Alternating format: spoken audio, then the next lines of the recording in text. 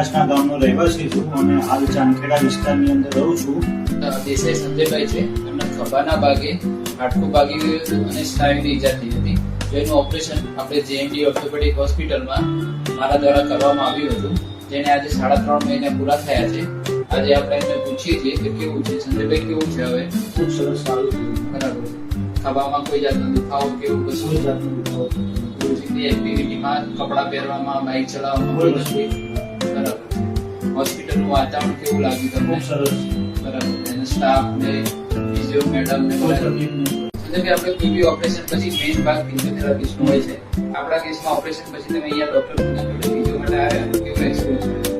પહેલા એવું સાંભળ્યું હતું કે આપણે ફિઝિયોથેરાપીમાં જઈએ તો એમ કે કોઈ તકલીફ વધારે પડે છે, કે હાથનું હોય કે પગનું હોય, પણ મને અહીંયા ફિઝિયોથેરાપી કરાવવાથી કોઈ જાતની તકલીફ પડી નહીં અને કોઈ જાતની મને એવું લાગ્યું નથી કે કસરત કરતા હોય. અને ખૂબ સરસ કરે છે કસરત અને મને સારી રીતે ખૂબ સરસ કરાવડાવ્યું અને આજે મારો હાથ બહુ મુવમેન્ટ થઈ ગયું, સારું લાગ્યું.